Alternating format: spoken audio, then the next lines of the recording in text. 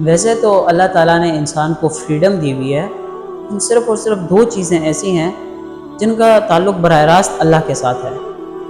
ان میں سے پہلی چیز آتی ہے عزت اور ذلت، اور دوسری چیز آ جاتی ہے رزق۔ اب عزت اور ذلت کے بارے میں اللہ تعالیٰ اپنے قرآن میں ارشاد فرماتے ہیں وَتُعِزُّ مَن تَشَاءُ وَتُذِلُّ مَن تَشَاءُ، کہ میں جسے چاہے عزت دے دوں اور جسے چاہے ذلیل و رسوا کر دوں۔ لیکن ایک ہم ہیں کہ قرآن پہ بیلیو نہیں کرتے، ہم یہ نہیں کرتے کہ ڈائریکٹ اللہ کے ساتھ اپنا ریلیشن سٹرونگ کر لیں اور اللہ سے عزت مانگیں۔ ہم لوگوں کے پیچھے پھرتے ہیں کہ لوگ ہمارے لیے دو بول دیں، اپنی عزت افزائیوں کے لیے اس کے پاس جاؤ اس کے پاس جاؤ، اگر اس کے بجائے ہم اپنے رب کے ساتھ اپنا تعلق بنا لیں اور اسے سٹرونگ تعلق کر لیں، عزت تو وہ دے گا کیونکہ وہ خود اپنے قرآن میں کہہ رہا ہے، اور ایسا نہ کرنے پہ وہ ذلیل بھی کرتا ہے۔ وہ جب وہ کہہ رہا ہے کہ وَتُعِزُّ مَن تَشَاءُ وَتُذِلُّ مَن تَشَاءُ، پھر وہ کرتا بھی ہے ایسا۔ جہاں تک بات رزق کی ہے، رزق ہم لوگ جو ہیں وہ رازق کو چھوڑ کر رزق کے پیچھے بھاگے پھرتے ہیں، لوگوں کے پیچھے بھاگے پھرتے ہیں کہ یار مجھے یہ دے دو، مجھے وہ دے دو۔ اگر ہم رازق کو پکڑ لیں اور رازق سے مانگیں جو رزق ہی دینے والا ہے، جو رزق بنانے والا ہے، اگر ہم اسی سے مانگیں، قرآن میں آتا ہے وَمَا مِن دَابَّةٍ فِي الْأَرْضِ إِلَّا عَلَى اللَّهِ، کہ کوئی بھی چیز ایسے چلنے والی نہیں ہے کہ اس کا رزق صرف اور صرف اللہ ہی کے ذمہ ہے۔ پھر ہم قرآن پہ کیوں بیلیو نہیں کرتے، یا ہم کیوں کہتے ہیں کہ آج ہم نے کھا لیا، ہر آنے والے دن ہر کوئی ایسا سوچتا ہے کہ یار میرا کل کیا بنے گا، اور پھر پرسوں کیا بنے گا، اور پھر اس کے بعد کیا بنے گا۔ جس اللہ نے آج کھلایا ہے، کیا وہ اللہ اس بات پہ قادر نہیں ہے کہ کل بھی کھلا دیں؟ وہ اللہ کہاں چلا جائے گا؟ یہی تو ہوگا۔ یہ ہماری بیلیو کی بات ہے۔ اور یہ جو رزق کی تنگی ہے یہ کیوں آتی ہے؟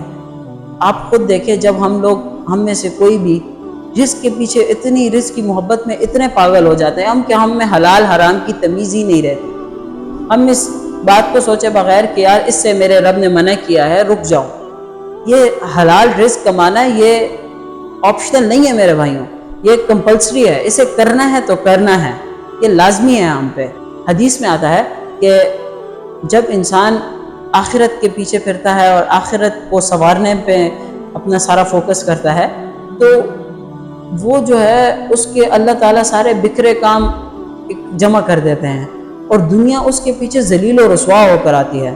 لیکن وہی بندہ اگر آخرت کو چھوڑ کر دنیا کے پیچھے بھاگے کہ میں مال کماؤں اور حلال حرام میں تمیز چھوڑ دے، نہ حلال میں فرق ہے نہ حرام میں فرق ہے، جو ملتا ہے کھائی جاؤ، اس کے لیے اللہ اس کے جو جتنے کام ہوتے ہیں جمع ہوئے کام اللہ اسے بکھیر دیتے ہیں، وہ دنیا میں ذلیل و رسوا ہو جاتا ہے اور اس کے رزق بھی تنگ ہو جاتا ہے۔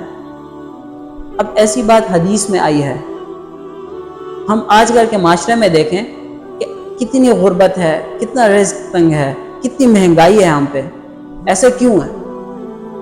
کیا ہم پہ آزمائش ہے یا ہم پہ سزا ہے اللہ کی طرف سے؟ اللہ تعالیٰ نے تو ہمیں اپنے نبی کے ذریعے بتا دیا ہے کہ بھئی اگر تم دنیا کے پیچھے بھاگو گے، حلال حرام میں تمیز نہیں کرو گے تو ایسا ہوگا۔ اب ہم خود اپنے آپ کا جائزہ لے لیں کہ کیا ہم پر یہ سزا ہے یا ایسا نہیں ہے اور ہم پہ آزمائش ہے۔ اور یہ جو رزق نہ ملنے پہ ہمیں ڈپریشن ہوتا ہے، اور بہت ساری یوتھ ہے جو بے روزگار پھرتی ہے اور کہتے ہیں ہمیں تو رزق نہیں مل رہا، بڑے تنگ ہیں ہم۔ یہ جو ڈپریشن ہے یہ ڈائریکٹلی شیطان کا ذریعہ ہے، کیونکہ ہمارے دل سے اللہ پر توکل نہیں ہونا چاہیے۔ یہ شیطان کا مین ایم ہے کہ جب بالکل راستہ نظر نہ آئے تب اللہ پر یقین ایمان ہے۔ اب جیب ہماری بھری ہوئی ہے پیسوں سے اور ہمیں تب دل میں سکون ہے، یہ تو ایمان نہیں ہے۔ ایمان وہ ہے کہ آپ کو بالکل، میں اسباب کی مخالفت نہیں کر رہا، اسباب کے درجے میں آپ کو سارے اسباب اختیار کرنے چاہیے کہ اسباب ہوں گے تو سب کچھ ہوگا۔ دین میں ہے ہی اسباب، لیکن یہ نہیں کہ جب آپ اسباب اختیار کر لیں اور سب کچھ کر لیں پھر بھی آپ سے کچھ نہیں ہو رہا، ایسے پھر اس ڈپریشن کے لیے آپ گانوں کی طرف، میوزک کی طرف جانا یا ڈرگس کی طرف جانا، یہ وہ آزمائش ہے جو ہم لوگ، ویسے آزمائش بھی دو طرح کی ہوتی ہے، ایک راحت والی ہوتی ہے اور ایک سختی والی ہوتی ہے۔ جو سختی والی آزمائش ہوتی ہے وہ 95% ایسا ہوتا ہے کہ بندہ اللہ کے قریب چلا جاتا ہے، 5% ہی ایسا مسلمان ہوتا ہے کہ جو شیطان کی سن لیتا ہے اور میوزکس اور ایسی جگہوں پہ چلا جاتا ہے۔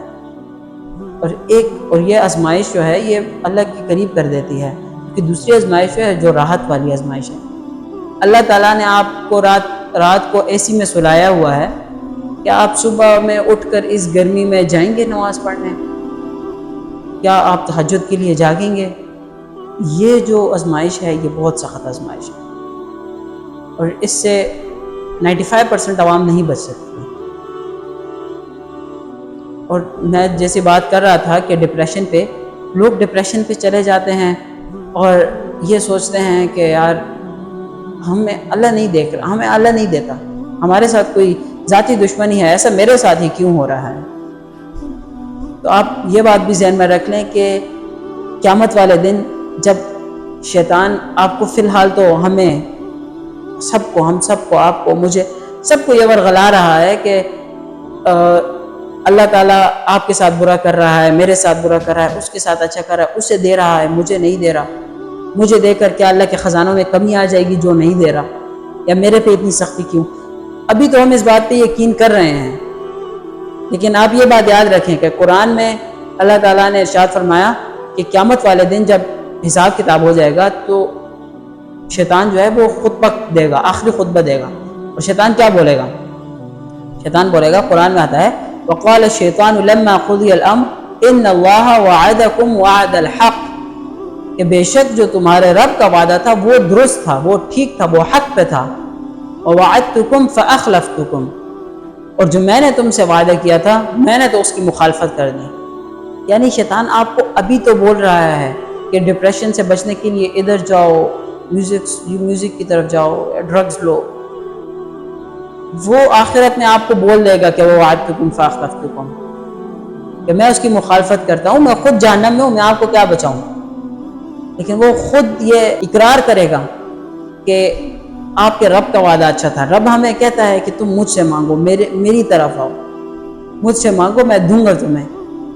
جب اللہ نے سب کچھ بول دیا ہے تو ہم تھوڑا سا تو اعتماد کر لیں، تھوڑا سا تو ٹرسٹ اللہ پہ ہو جائے۔